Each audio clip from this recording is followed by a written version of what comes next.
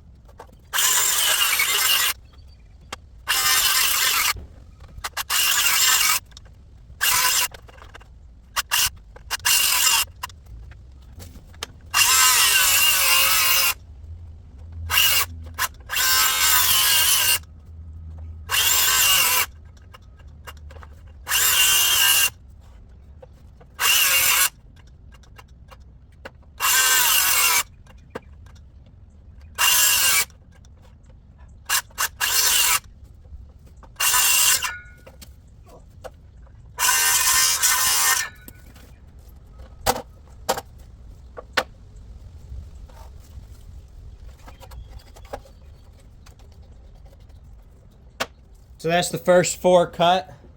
So like I say, that's basically what I'm doing, creating them an angle just like that. Definitely am going to have to use a skill saw, power skill saw. Don't use those very often anymore, but for ripping that, especially that pressure treated lumber, that I'm gonna burn up that corded skill saw if I keep trying to use it. So I'm gonna have to get that out to continue cutting those.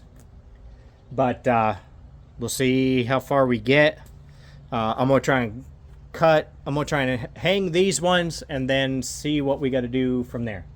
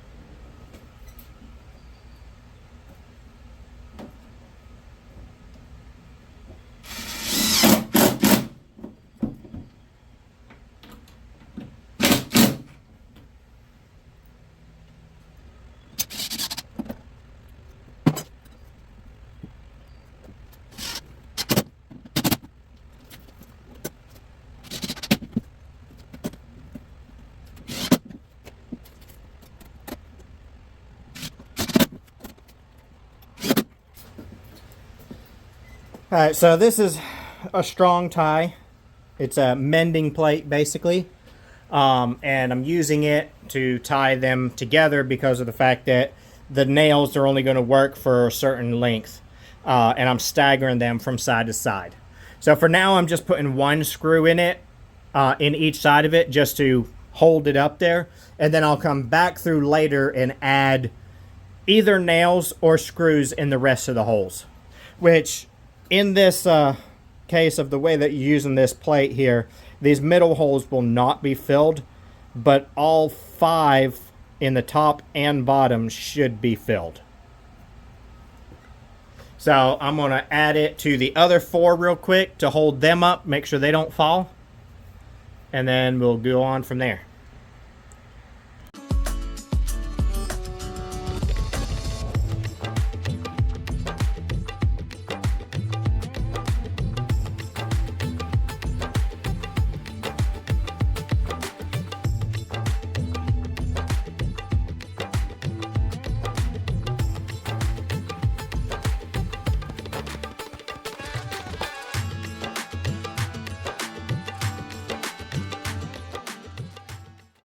Alright, so that's the first 4 all in and nailed off. I'm probably going to do them 4 at a time, just because what it'll give me a break in between putting those nail plates on each time and hammering all those nails.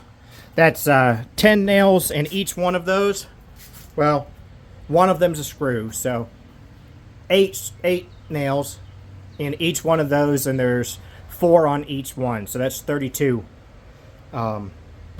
And trying to get them up in between that screen is actually a little bit of a pain. But once we get away from these next few, the screen won't be in the way.